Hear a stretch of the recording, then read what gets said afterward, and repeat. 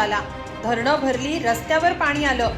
Break नंतर आलेल्या पावसानं राज्यात थैमान घातलं. राज्यात ब्रेक नंतर पाऊस जोरदारपणे सक्रिय झालाय. पुणे, रायगड आणि पालघर जिल्ह्यात मुसळधार पाऊस सुरू आहे.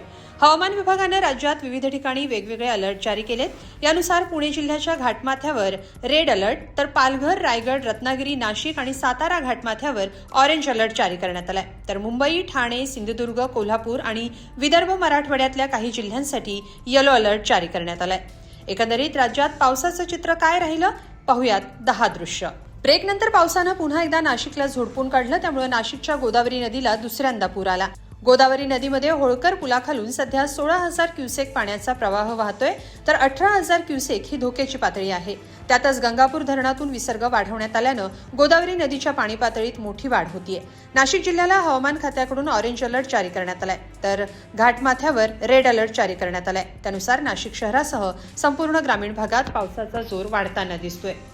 मुंबईत पावसाची संततधार सुरू आहे. यामुळे मुंबईकरांच्या पाण्याची चिंता मिटली आहे. सतत कोसळणाऱ्या सरींमुळे तानसानंतर आता मोडक सागर धरणही ओव्हरफ्लो झालंय. या 2 धरणांमधून मुंबईला पाणी पुरवठा होतो. पावसाचा जोर कायम राहिल्यानं मोडक सागर धरणाचे 2 दरवाजे उघडण्यात आल्याचं सांगण्यात आलंय. पाऊस आणि धरणातल्या पाण्याचा विसर्ग केल्यानं वैतरणा नदीही दुथडी भरून वाहतीये. यामुळे नदीकाठी असलेल्या गावांना सतर्कतेचा इशारा देण्यात आलाय. नाशिक जिल्ह्यात संततधार पाऊस सुरू आहे. या पावसामुळे गोदावरी आणि दारणा नद्या दुथड्या भरून वाहत आहेत. गंगापूर धरणातून सुमारे 3,000 क्युसेक, तर दारणा धरणातून 15,000 क्युसेक वेगानं पाण्याचा विसर्ग सुरू आहे. यामुळे नाशिकच्या रामकुंड परिसरातली अनेक मंदिरं पुन्हा पाण्याखाली गेलेत. दुतोंड्या मारुतीच्या मूर्तीच्या छातीपर्यंत पुराचं पाणी पोहोचलंय. यंदाच्या पावसाळ्यात गोदावरी नदीला दुसऱ्यांदा पूर आल्यानं प्रशासनानं नदीकाठच्या नागरिकांना सतर्कतेचा इशारा दिला. दरम्यान नांदूर मध्यमेश्वर धरणातून 25,000 क्युसेक इतका विसर्ग जायकवाडी धरणात सुरू करण्यात आलाय. नाशिक शहरातल्या रामकुंड परिसरात एक वयोवृद्ध पर्यटक पुराच्या पाण्यात अडकला होता. म्हैसूर इथले लोकेश शिंदे हे रात्री कपडे सुकवण्यासाठी गांधी ज्योती परिसरात गेले होते. मात्र रात्री अचानक गोदावरी नदीच्या पाणी पातळीत मोठी वाढ झाल्यानं ते पुराच्या पाण्यात अडकून पडले. अग्निशमन दल आणि आपत्कालीन यंत्रणांनी त्यांच्या सुटकेसाठी रात्रभर बचाव कार्य राबवलं. अखेर या वृद्ध पर्यटकाची सुखरूप सुटका करण्यात यश मिळालं.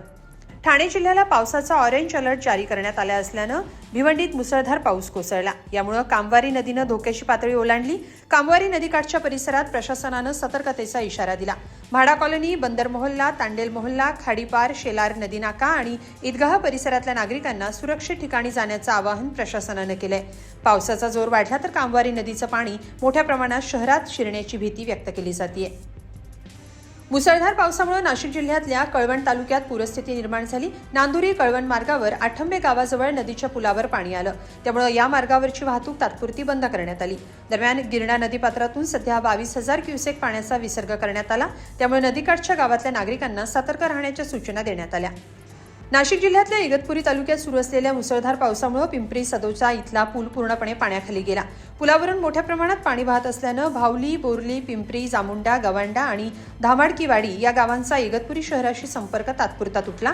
सतत सुरू असलेल्या पावसामुळे नदी नाल्यांच्या पाणी पातळीत मोठी वाढ झाली आहे. पावसाच्या पाण्यातून प्रवास करू नका असं आवाहन प्रशासनानं केलंय. मुंबईतही पावसाची संततधार सुरू आहे. कधी जोरदार तर कधी रिमझिम पावसाचा जोर मुंबईत दिसून येतोय. मुंबईला हवामान खात्यानं ऑरेंज अलर्ट दिला होता. सतत बरसणाऱ्या पावसाच्या धारांनी समुद्रात लाटा उसळत असल्याचं चित्र पाहायला मिळतंय. मुंबईत खास करून उसळत्या लाटा पाहण्यासाठी लोकांची गर्दी असते.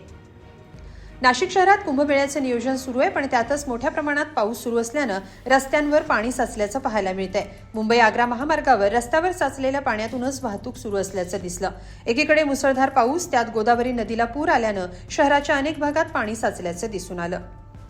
सांगली जिल्ह्यातही पावसाचा जोर वाढलाय. वारणा, चांदोली खोऱ्यात आणि पाथरकुंजे इथं चांदोली धरणाच्या पाणलोट क्षेत्रात अतिवृष्टी झाली.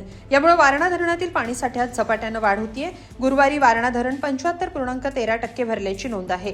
दरम्यान हवामान विभागानं पाणलोट क्षेत्रात शुक्रवार आणि शनिवारीही अतिवृष्टीचा इशारा दिला. त्यामुळे धरणाच्या पाणीसाठ्यात आणखी वाढ होण्याची शक्यता व्यक्त होतीये. एकंदरीत राज्यात अनेक ठिकाणी दमदार पावसाची पुन्हा एकदा सुरुवात झाली आहे. हा पाऊस शेती पिकांसाठी महत्त्वाचा असल्यानं पेरणीच्या कामांना वेग आलाय, पण त्यातच अनेक ठिकाणी पाणी साचण्याच्या घटनाही घडलेल्या आहेत, तर नद्यांना पूर आल्याच्या घटना घडल्यात. या सगळ्याबद्दल तुमचं काय मत आहे कमेंटमध्ये नक्की लिहा आणि लोकमत.com ला सबस्क्राईब करा.